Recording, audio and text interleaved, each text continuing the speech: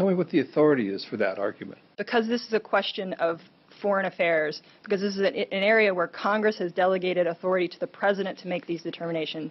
It's the president that gets to make the determinations. He's acting at the apex of his power, and the court doesn't have authority to look behind those determinations. The president often does have broad authority in issues like this. What do we think made the difference in overcoming that hurdle? Do you want to maybe take the first? I think a couple things that we talked about in the courtroom. Number one, this order was so clearly poorly thought through and crafted that the idea that it's really directed at national security as opposed to targeting people based on their religion just doesn't, it's not plausible.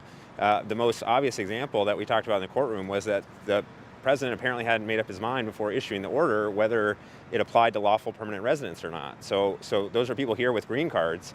There's roughly 500,000 of those people from these 7 countries who live in this country, and in many cases have lived here for a long time, work at our businesses, have families here and all that. And Friday they said it did apply to them.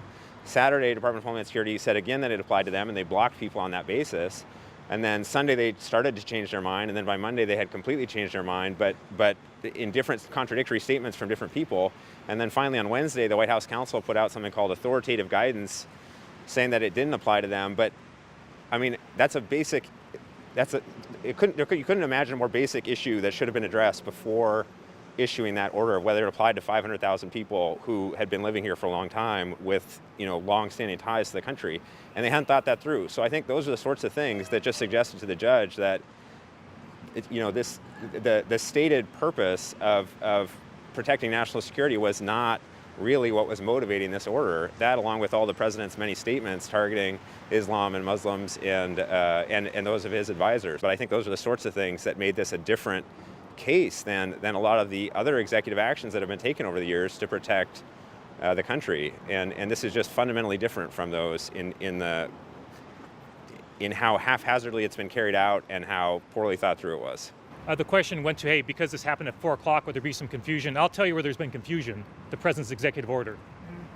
That's what caused confusion. I'm sorry, there's no other way to put it. It's Keystone cops.